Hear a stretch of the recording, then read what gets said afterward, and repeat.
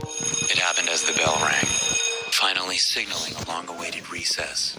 But as we got to our feet, another message played over the speaker system. Students of Recall Hall, please remain seated. The school has been put on lockdown. No one is allowed to leave under any circumstances.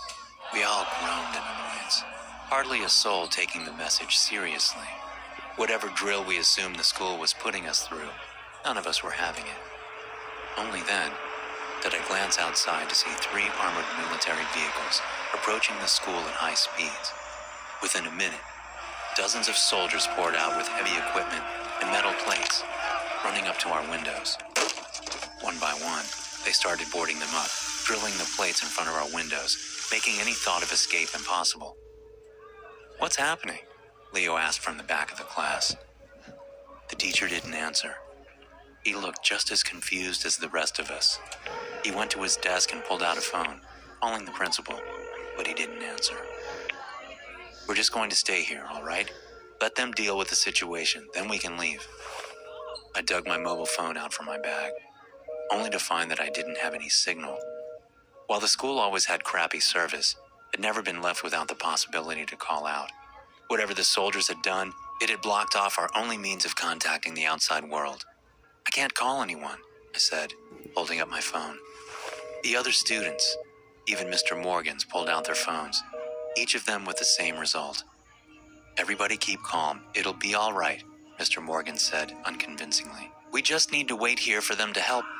His words were interrupted by frantic screaming coming from the hallway and heavy footsteps running just outside the door. We all sat in silence, listening intently to the commotion going on outside.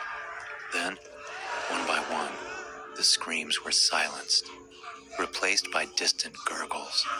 By then, some of my classmates had started crying, while others sat frozen in fear. "Fuck this shit, I'm leaving," one of the students said. It was Jack, the class asshat. He'd always been a daredevil, claiming nothing could scare him. But even for him, this was ridiculous beyond belief. He ran for the door, pulled it open, and started running down the hall. Mr. Morgan's was too slow to stop him. He just rushed over to pull the door closed. We all sat back, ready for another bout of screams, but they never came. By all means, it seemed like Jack had made it to safety. But how he'd possibly leave the school, we didn't know. "He made it?" Leo called from the back. "I don't know. It sounds like he's fine," another one chimed in. As the news of his escape hit us, more of the students started feeling confident we could get out with him. Whatever the military had blocked the school for, it wasn't to keep us safe, so staying in one place might end up getting us all killed. While Mr. Morgan's demanded we stay back, he couldn't fight us all, so a group consisting of 4 students, including myself, decided to leave. Leo took the lead, sticking his head outside the door and signaling that it was all clear. We ducked into the hallway in silence, making sure it was empty. The place was eerily quiet, a stark contrast to both its usual self and the screaming we'd heard moments earlier. We unanimously decided to head in the opposite direction of the sound, which also went towards the main exit. While we all figured the main exit was blocked, we were hoping one of the ventilation shafts had been forgotten, and the only vent entrance we knew about was situated near the main doors. If Jack had made it outside, that would be the only way. As we walked down the hall, the lights suddenly went out. It appeared that the electricity had been cut, because even the ventilation system fell silent, meaning the whole building had lost power. The only light we had then came from our mobile phones, but it hardly provided any comfort. Then, I slipped and hit my head on the ground. It hurt, and as I went to rub the back of my head, it felt wet. At first, I was worried I might have cracked my head open, but then I realized that my entire back was wet. Leo shined his flashlight at my back, immediately gasped as he realized I was covered in blood. The only issue was, it didn't belong to me. The entire hallway was covered in blood. The floor, the walls, and the ceiling. "Maybe we should turn back?" Lee said. "No, we need to get out," Tyler argued back. We kept going, slowly moving forward in silence, until we finally saw the exit. As suspected, the doors had been sealed shut by the same metal plates, but next to the door stood a ladder leading up to the vent. probably the one Jack had used to escape. Tyler rushed to the front and started ascending the ladder. As he got to the vent, he froze in place. "Jack?" he said quietly. "He's in there?" I asked. "Yeah, but he's not moving." Then Tyler started tugging on Jack's legs and tumbled back as he pulled half his body out of the vent, falling onto the ground and knocking himself out for a moment. Jack was dead, which meant that the monster had either climbed inside the vents or there were several of them. We should go back to the classroom and wait for help," Elise suggested as she stared at what was left of Jack. None of us could disagree, so we got Tyler back on his feet and started quietly walking back, praying not to garner the attention of whatever monstrosity had been unleashed within our school. When we finally got back, we found the door to our classroom broken and smashed to pieces. We stood frozen outside until I finally got the guts to check inside, holding the other back to protect them from what I knew was coming. The entire room was smeared with blood, with chunks of flesh lying on the floor. Every single person in the classroom had been killed, torn to shreds by an unknown entity. Had we not left to look for a way out, we'd all be dead too. What are we going to do?" Elise asked. "I don't know. We just have to keep looking for a way out. We can't stay here." We turned to walk in the opposite direction, hoping to find shelter, or maybe even an escape through the basement. But as we turned to run, we heard a bizarre sound shatter the silence around us. "What was that?" Tyler asked with a shaky voice. It was the thing. It has to be. The darkness felt more overwhelming than ever, but we had to keep going. We ran through the halls, occasionally coming across streaks of blood. As we turned a corner, we heard Elise scream for her life. "No, help me!" She'd been snatched by a mangled appendage that wrapped itself around her leg. It stretched endlessly far into the darkness, belonging to a being that was too far away to see. We tried to grab onto her, but she was slipping away too fast. We could hear the bone within her leg get crushed to pieces as she slipped away from our grasp. "Elise!" Tyler yelled as he started to run after her. Leo tried to follow, but I pulled him back. "Don't do it. We can't help her."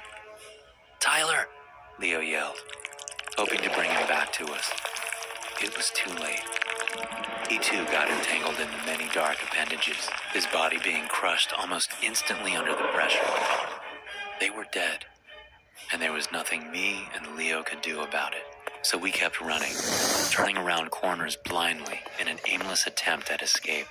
We'd gotten lost in the vast hallways of the school, and there were no obvious ways out.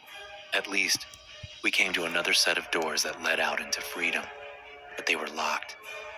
Defeated, I just collapsed onto the ground, but Leo wasn't ready to give up. He kept hammering on the boarded up windows, and in the distance, we could hear the monster come closer. Within minutes, we'd be dead. Then, as he hammered for the last time, the metal panels suddenly vanished, letting light in for the first time. The doors blew open, and a team of heavily armed soldiers came running into the building. They threw something I could only describe as military-grade Molotovs before one of them turned to us. "Is there anyone else left?" No, they're all dead," I stuttered. With that, they pulled us out and sealed the doors back up. That was pretty much it. They loaded us into a vehicle and drove us to an isolated field hospital set up inside some warehouse. Once they'd confirmed we didn't carry any strange infections, we were put through a series of interviews. But nothing came of it, because the school was gone the next day, burned to the ground, and removed as if it never existed. And the hundreds of deaths were claimed to be caused by a crazy fire. All of it got brushed under the rug. But I can't hide the truth anymore. Even if they kill me, I need to get this story out. People deserve to know. Hey you, would you like to get access to 4 exclusive bonus stories every month?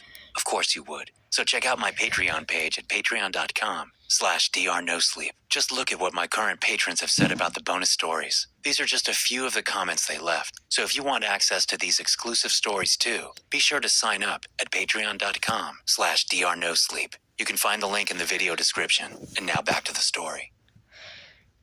Welcome to Fontaine, the first region in Genshin Impact where you can actually dive under. This will be my last transmission. If you're hearing this, please know that I did my best to save you all. I've run out of food, and there's just no cure to this plague. When I die, my body will be located at... Please burn the place to the ground and pour concrete atop of the remains. There's no solution. Please, do not open the door. I'm so sorry for what we have created, but as long as I die inside this building, it means you all get to live. In the beginning of 2012, I joined a group called Sano Project, a bunch of scientists funded by an unknown prospector. Our goal was simple in concept only, to produce a vaccine that would immunize people via aerosol droplets. We'd been given a heap of different substances and pathogens to achieve the desired effect. We'd be using mice for the experiment, but due to the high risk of accidental contagion, we were put into lockdown for the duration of the experiment, which was only supposed to last 6 months. Food and supplies would be delivered using an isolated lift, taking everything we needed underground into an airlock. When we started, there were 6 of us, with Professor Jenkins in the lead. He was an old and equally odd fellow, but he was the top in his field. There was no one more suited for the job, and the 5 of us that worked under him greatly admired the man. Still, outside of work hours, he confined himself to his room with lab reports and an endless pile of books about exotic infectology. Honestly, as much as I enjoyed working under such a great mind, he scared me at times. He seemed overly enthusiastic about the experiment part, and less so about saving lives. For the first 5 months, work went on as normal. We combined different pathogens and tried to create harmless fragments from their protein capsule, aerosolizing them as a vaccine, hoping the mice's bodies would absorb them. It was an endless stream of disappointment, as the poor animals kept dying. Then, at the end of the 6-month contract, Professor Jenkins created something new entirely. While it wasn't anything near what we wished, he'd managed to invent something no one thought possible. He'd mixed a strain of highly infectious virus with a bacteria. It was a miracle with limitless harmful potential, and it terrified us. Still, his explanation somewhat lulled half the staff into a false sense of security. His idea was that the right mix of pathogens, he could invent a virus that integrated itself into the human genome, which then started producing a new type of defense mechanism entirely, something separate to the immune system. To us, it sounded like a ludicrous fever dream, but the higher-ups were convinced by his ramble, basically forcing us to stay under lockdown for another 6 months as we worked on Professor Jenkins' new personal pet project. We followed orders, making countless hybrid pathogens, all in the hopes that it might lead to a cure for all infections. I repeatedly voiced my concerns, but the rest were too afraid of reprisals to take my side. Then, halfway into the second term, the professor called me into his office. He looked unbelievably tired, as if he'd been awake for days. I hadn't seen him much lately, as he'd always confined himself to his office while he did grunt work. "I've finally done it, Carl," he said ecstatically. "A vaccine? But we haven't even started the aerosolized trials yet?" I asked, confused. He chuckled. "We won't need trials. Not for this." "What are you talking about?" "I thought you would get it, Carl. Have you even looked around the world lately? We create cures for everything from basic infections to cancer and genetic mutations. We keep people alive decades past their supposed lifespan. And for what? To finally destroy the planet? To let our sheer numbers be the inevitable downfall of mankind?" He went to the door, locking it before removing the key. I felt adrenaline surge through my body, and though I knew something horrible would come next, I hadn't the faintest clue what. "I've created something that will save us all, but I need someone to start it all. Someone younger, healthier than myself." With that, he plunged a syringe into my neck before I could react. I pulled it out as fast as I could, but whatever its contents, it had been injected into my bloodstream. "What the hell?" I started to say, before the world went black before me. As I was left unconscious, I couldn't tell whether I had died or if I was just sleeping. It all felt so quiet around me, but also warm. It was an odd sensation, almost as if pressure was building up within me. getting ready to explode. Then, as if no time had passed at all, I awoke once more, lying on the cold floor of Professor Jenkins' floor. He was sitting behind his desk with labored breathing. "Ah, you're finally awake. That means it has finally begun." He struggled to get out between breaths. I sat myself up and looked over at the professor. His skin looked oddly red, with flakes forming from ruptured blisters all over his body. "What did you do?" "I gave you the cure. The only thing that can destroy humanity. My creation. It'll save this planet from us." His head started sinking as more blisters formed on his body. On his arm, chunks of flesh had rotted straight off. He was infected with something, the same thing he'd given me. "Don't worry, Carl. You're the only one that can withstand this disease. That's why you're special. Because you'll be the one that is remembered as Patient Zero." He passed out on his desk, barely breathing. Then I heard knocks on the door, as the rest of the crew were starting to get concerned. "No, wait!" I tried to yell, but it was too late. They'd already barged in. "What the hell happened to the professor?" one of them asked as they went to check on him. It was too late. They'd already breathed the same air as us, which meant they would be dead in a couple of hours at most. Only a minute after they touched him, the first crewman started coughing violently. Then the second, third, and before the hour had passed, they were all dying. They called for help. No one came, because they didn't want to release the contagion. I was the only healthy one, which led the administration to believe that there might be a cure in my blood. They demanded blood samples be taken from me, but as the crew fell unconscious, I had to make a decision. If I let any sample escape this lab, the pathogen would be out there. So I did the only right thing. I disabled the only entrance into the lab, putting myself into eternal lockdown. "What are you doing, Carl?" one of the security guards said over the loudspeakers. "We're sending in a hazmat team to save your sorry ass. Open the damn door." "I can't." "You'll get infected," he said. "No, I won't. I'm not going to die from this, but everyone that gets near me will. If I open this door, I'll start the spread to the outside world. There's no other way." But then I heard him cough through the radio, which is when it hit me that the professor had opened up the vents, allowing the toxic air within to mix with theirs. "What the hell is happening to me?" the security guard said over the radio. He was dead, just like everyone else within the building. "Listen, you need to seal down the building." "No, I can't. If you don't do it now, everyone is going to die." He left the radio, and I could only pray that we weren't too late.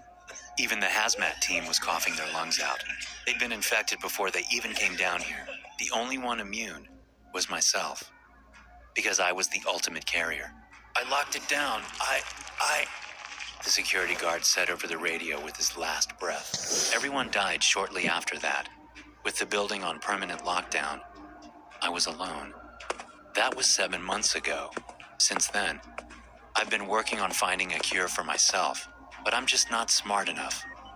Supplies have run out, and as I'm typing this, my vision has gone blurry with hunger and thirst. I'm going to die soon. But as long as the contagion remains within this building, it will have been worth it.